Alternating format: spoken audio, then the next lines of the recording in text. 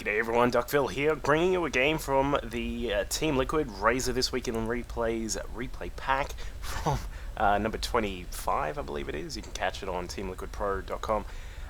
It is going to be from our very own LiquidHerO, who's going to be starting out at the top right hand side of Antigua Shipyard. This is of course the ladder version, so we're going to be dealing with the rather annoying version of this map, but we'll find out what Hero's going to do against his opponent, who is the Red Terran down in the bottom side here, just down towards the south of where Hero is. It is Dandelion. I think this is a Smurf, but I can't actually remember who it is. Yeah, pretty good Terran player, whoever he will be. No doubt about that, because he's facing against our Hero, who is of course a really decent player. Now, wow, that's actually interesting. Hero has started out with the pylon right at the ramp there. You don't often see that. So, actually, that can be done sometimes when you're facing against a random player, because you don't know what they're going to be doing. But normally, if you were playing against a random, you would scout out straight away. So, not actually sure what we're going to have here from Hero, but looks as if he is powering up those probes. Look at that. We've actually got Chrono going straight up to 14 already and no gate. So I think he may open with a Nexus first, obviously a 15 or a 16, sort of depending on which he prefers. We'll see exactly how he's going to go ahead with that, because I would assume then that he might actually put the gate up here, which is just a little bit interesting, and we'll find out what he's going to do with that. His opponent is looking to go for a bit more of a standard opening, which is this one Rax opening. It looks as if we'll probably go for a fast command setter as well. We've got no gas that has been taken here by Dandelion, so we'll probably see him pick up the command center just after this Rax is done. And in fact, he's going to head straight down now. Is he going to grab it? No, he's not, because he's grabbing the orbital command first. So a little bit of a difference there. From Dandelion. You don't have to, of course. It is a bit more economically efficient to grab the orbital, but of course, you know, people can do things different ways, and it looks as if he's going to grab the command center straight away anyway. So we'll see what he's going to do after that. Of course, generally after you have gotten that extra command center, some people will go for a couple of racks just straight up, and then sort of get a lot of Marines out from there to defend from that point.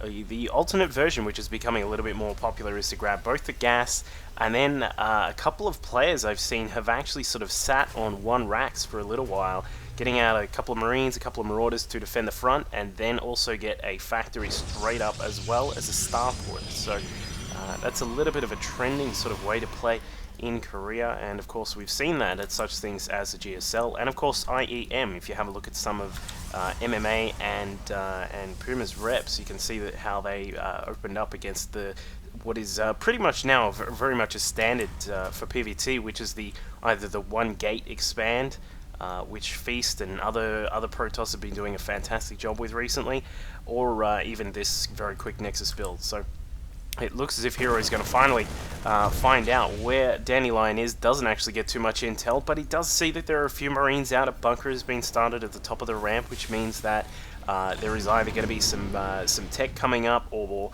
most likely a fast command center, which is of course already done and ready to rumble. It's got the orbital command coming through. We've got 2 gas inside the main, as well as a refinery going down at the third. So we may see pretty heavy tech play here from Dandelion. In fact, he is going to get the factory up, so we'll probably see him get out. I would say this is probably going to lead into a Banshee or so, just as it's a great way to put some pressure on your opponent. Now, Hero's gotten an extra 3 gates up, so he's going to go to a total of 4. He's got a Sentry, a Stalker, and a couple of Zealots out. The Zealots at the ramp there are going to be able to try and deflect this SCV if it comes through, or perhaps Dandelion might try and use a scan, although I wouldn't really advise him to use that. Now, Hero is chrono boosting out on the cybernetics core. Of course, he's aware that normally when you play a fast expand build as a Protoss like this with the fast Nexus, what you want to do is actually get either you have one gate and you chrono it to just absolutely all over the place, or you get 2 gates and then you use a few chronos there to try and get units out pretty quickly.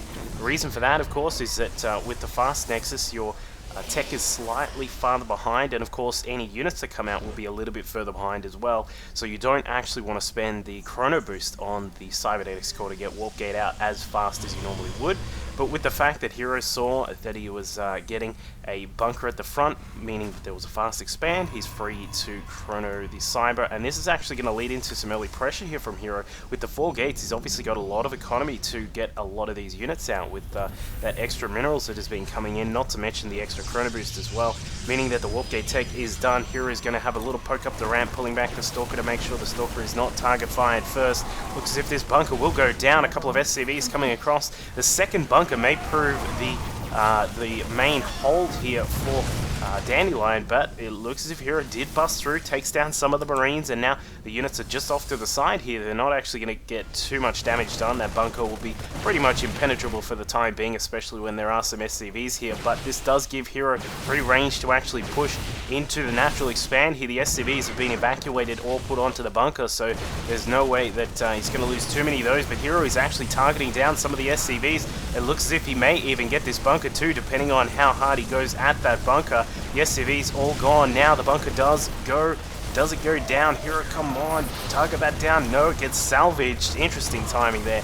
And a force field actually holding back the Marines, so only 3 Marines left up at the top of the ramp here. Oh, there's a couple of extras here, plus a tank for Dandelion, and now a Banshee has come inside the main of Hero, but a couple of Stalkers warp in. There is an Observer as well, so despite the fact that Cloak is just about done for Dandelion, he's actually not going to be able to push too far in, and Hero is continuing to pressure the front. His tank is in jeopardy. It's getting down quite low there, but it looks as if the tank will be salvaged by the SCVs, and a quick force field goes up to make sure that Dandelion cannot proceed down the ramp, and this Stalker will take a few shots, getting a couple of the SCVs that were down here, and he can probably retreat from now. So the pressure was very good there from Hero. We'll have a look at the units that were killed. We've got a total of 28 units killed, 13 workers killed by Hero, so he's actually done a really good job. And behind all of this, he's gotten the Robo up, as we mentioned before. We saw the Observer, and 2 Forges are up as well, getting 1-1 on the way.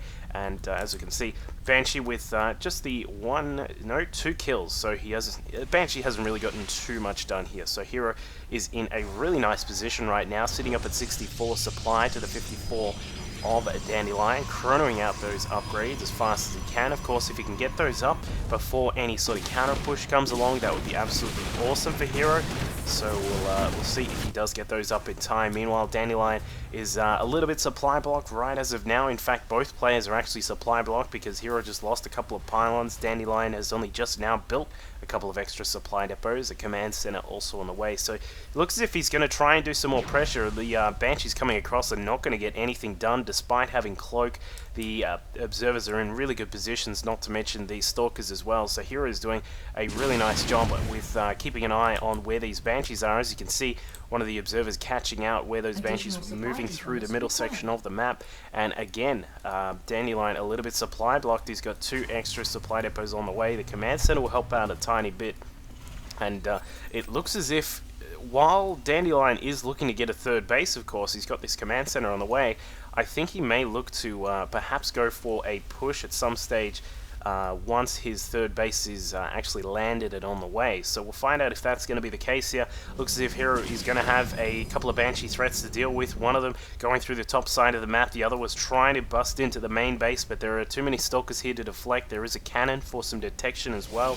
And I don't know how much this is going to actually succeed here for Dandelion, but he does find a sweet spot there. He's able to pick off a couple of the probes. He's got 4 total kills on the probes now, and in fact the Banshee may just go down. We'll see if the Stalkers are fast enough to keep up with it, and they certainly are. And that is one Banshee who is not going to live to fight another day. The other Banshee, meanwhile, just still floating around the map, trying to get some good vision, try to catch out any extra units, of course. We saw the Banshees catching a probe that was wandering through the middle, so perhaps he's just still trying to see if he can find out what's going on. Hero, meanwhile, is looking to push through the middle. He's got a few Stalkers, a couple of Immortals, and some Zealots there as well. So this is going to be a pretty heavy push here from Hero. We want to see if he's going to... has he got a probe? There it is. So he is going to bring up a probe as well to try and get up the proxy pylon so we can warp in some more units. I'm not sure how successful this is going to be, though. These 5 tanks are out for Dandelion. He does have siege mode. I'm not really sure why he isn't sieged up just yet. and more racks are up here as well, so he's going to be able to, I think he should be able to deflect this attack. There is a Colossus now in this big group, and 2-2 is on the way for Hero. I don't think this is the best time to attack. Perhaps maybe we just want to poke up the ramp and see what's going on. Gets absolutely smashed there. That Zealot not very happy with his particular job for the day, and the 5 tanks dispose of that quite quickly. And both players just sort of in a little bit of a stalemate here, because Dandelion did poke out and see what units were there at the front, and he's going to know that he can't really go too far. So both players are actually getting their third bases up, interestingly, despite all that damage that was done right at the start by Hero. It's Dandelion that actually has his third base up a little bit quicker. There is a probe that is heading down to the southern side of the map, which is going to spot this and should be able to warp in a pylon there, which will probably cause this to lift off and head back to home. But Hero should be able to deny this quite easily, even the probe getting into the fight here. And again, looks as if we've got another drop coming in from Dandelion. He's going to head straight into the main base here. The Cybernetics core is in jeopardy here. There is only one cannon. No extra units are able to come in and defend it. 2 Colossi now coming through. They will have extended thermal lance is done. Yes, it is. The Cybernetics core under threat. We'll see if Dandelion does grab it. No, he doesn't. He's going to pick up the units and head back home for the time being. The orbital command down at the southern left-hand side has been forced to lift off and won't actually get any extra mining done. The Stalkers trying to catch these medevacs before they can retreat. They are just out of range of those Stalkers here. A little bit unfortunate there for Hero, but he does deflect the attack quite easily. The Cybernetics core still alive, which is quite good for him as well. But a few Stalkers getting caught out here. We'll see if this one goes down. I think no, Blink saves that guy. And now the tank's setting up here to cover this third base. So the daring third base of Dandelion down to the southern side is not going to stay up, and of course he's going to switch that over now to the little bit more, I would say, well, obviously I just mentioned that the other one was a little bit more daring, but that was daring because of the fact that it was such a long way to come over and defend that one, whereas this one's a little bit more daring just because it's so close to the Protoss base. If Hero wants to step down off the main onto the balcony with some Colossi and come across, it's a very short distance. So that's I do like the fact that Dandelion has got quite a few tanks here in this mixture, which is going to help out with that. And now he's got a lot of Vikings as well. A Raven is here with full energy, able to put down a couple of point defense drones, which are really going to help out in a battle. Hero actually getting caught out there. A couple of the Stalkers are a little bit sleepy perhaps. And now there is a big push coming. What does Hero have to defend against this? Well, number one, he's got 2-2 upgrades. He does have a Templar. Storm Tech is also on the way. And we'll see how much damage Hero is able to inflict on this army, or if Dandelion is going to recoup some of the losses that he sustained earlier on in the game. It looks as if he's sort of just a little bit unsure about what he's going to do. It's a very interesting mixture here. We've got a lot of bio, we've got a lot of Marauders here as well, along with some tanks, some Vikings, and even that one Banshee from the start of the game. And now we can see that a factory is going to float across and provide some vision. A couple of extra cannons going up inside the main. There is a Templar, which is here. Would love to see a feedback on that Raven, which would be perfect here for Hero. He is getting a 4th base up across the left-hand side. There are, I don't know why these, okay, random Zealots just warping in, but there actually are a couple of extra Stalkers in the middle of the map, which are going to help out with controlling the center section, unless a couple of Marauders come over, and they will actually deny the Stalkers from getting too much info in that middle section there. They didn't even get to control the Zelnaga Watchtower. So this is a very interesting position here for Hero. He does send in a couple of decoy Zealots there to take some of the tank fire, and the feedbacks went off on the medevacs. 2 of the medevacs, in fact, sorry, 1 of them went down. A second is quite severely injured, and will need a bit of a repair if he's going to survive. But Hero just biding his time. This is what you really need to do when a Terran is sort of sieging up like this, trying to do some damage. And one big key thing, apart from the fact that Hero is waiting, which I really like, is that Hero has actually got almost no tech inside the main. We've got the Cyber, the Twilight Council, and the Robotics Bay here, but the gates, the forges, the Templar archives, and the Robo facility are all inside the Natural, which is quite far away from where, obviously, where Dandelion has decided to siege up. But the battle is on. The storm goes down on top of the bio units. Beautiful work there by Hero. In fact, some heavenly storms absolutely ripping apart that army, and the Colossi will come in from afar and also tear up quite a lot of that. The Colossi will go down though, however, because the few Vikings that were up in the air have been able to dispose of them quite easily. But Hero is going to come out the victor in this battle, despite having quite a few losses on the Colossi. And in fact, one Hero Banshee with 7 HP is going to do quite a lot of damage here for Dandelion. A little bit surprising that there was no Observer available for Hero, but there is there one coming across? No, there isn't. He's actually just chronoing one out now as fast as he can. He actually has, if Hero wants to get cute, he could put like a Zealot on the ground and then use the Archon to attack the Zealot to try and kill the Banshee, but I think that's a little bit too verbose to try and use in this sort of situation. But the Banshee does come across to the natural, does a little bit of damage here, should be able to take down some of the probes perhaps, but he's looking to take down one of the pylons. But Hero, blinking in with some Stalkers, is able to save some of those probes and the pylons that were there as well. So things looking very good for Hero here. He's up at 160 supply to the 109 of Dandelion. Dandelion getting cloaked for his Ghost. He does already have the Ghost energy upgrade, so that's already done. +1 to air weapons is also complete, so the Vikings did quite a lot of damage against those Colossi at the start, as we saw in that main battle. And now it looks as if the medevac coming across to the left-hand side is trying to get some good kills here on the 4th base of Hero, but he's not really going to be able to do too much. And look at this spread from Hero through this middle section. We've got a lot of units here. He's just sort of spread out a little bit to make sure he can cover that section, and now it looks as if Hero is probably going to try and push in. He does have to deal with a few ghosts here, so some well-placed EMPs could be quite a big boost here for Dandelion's army. He loses some of the Zealots, but some Storms go down. Nice Storms there, feedbacks and EMPs going off, and a GG from Dandelion. Already knows that he's quite far behind in this situation, given the massive supply difference and the fact that there are so many Immortals out here, which will help deal with this big amount of Marauders that are in the mix, as well as the Colossi and the Storms. This is just a beautiful mixture for Hero at this point of the game. So great stuff from Hero in this particular match. Of course, love that opening. That early Nexus is like one of my favorite builds. Don't actually get to do it too much these days though, but yeah, it's really cool. Give it a shot, and hopefully it'll work for you as well.